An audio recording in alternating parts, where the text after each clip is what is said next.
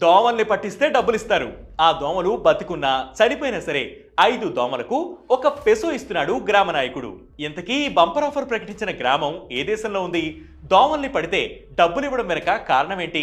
ఈ వీడియోలో తెలుసుకుందాం. ఫిలిప్పీన్స్ రాజధాని మనీలాకు సమీపంలో ఉన్న క్యూజోన్ డెంగ్యూ అవుట్ బ్రేక్ ను ప్రకటించింది. దీంతో పాటు మరో 8 ప్రాంతాల్లోనూ ఇదే పరిస్థితి నెలకొంది. ఈ ఏడాది ఫిబ్రవరి 1 నాటికే ఫిలిప్పీన్స్ లో 28,234 డెంగ్యూ కేసులు నమోదయ్యాయి. గత ఏడాదితో పోల్చితే 40% ఎక్కువ.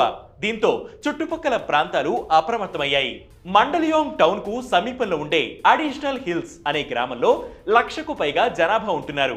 డెంగ్యూను ఎదుర్కొనేందుకు గ్రామ నాయకుడైన కార్లిటో సెర్నాల్ ఓ ప్లాన్ చేశాడు. దోమల్ని పట్టి తెచ్చిన వారికి డబ్బులు ఇస్తామని ప్రకటించారు. పట్టిన దోమలు బతికున్నా చనిపోయిన 5 దోమలకు 1 ఫిలిప్పీన్ పెసో అంటే మన కరెన్సీలో ₹1.5 ఇస్తామని చెప్పాడు. అంతే, గ్రామస్తులంతా దోమల్ని పట్టే పనిలో నిమగ్నమయ్యారు. చిన్న పిల్లల నుంచి ముసలివారి వరకు దోమల్ని పట్టి డబ్బులు సంపాదిస్తున్నారు. ఇళ్లు, మురికి కాలువలు, రోడ్లు అన్నీ వెతికి మరీ దోమల్ని పడుతున్నారు. డెంగ్యూని నివారించేందుకు ఇలాంటివి కూడా చేస్తారా అని చుట్టుపక్కల గ్రామాలు, పట్టణాలతో పాటు ఇతర దేశాలు ఆశ్చర్యపోయాయి. అయితే దోమలు పట్టలేని వారు డబ్బుల కోసం వీటిని పెంచడం ప్రారంభిస్తే ఈ వ్యూహం బెడిసికొట్టే ప్రమాదం ఉందని క్రిటిక్స్ హెచ్చరించారు. డెంగ్యూ కేసులు తగ్గగానే తాను ఈ వ్యూహాన్ని ఆపేస్తానని కార్లిటో సెర్నల్ తెలిపారు.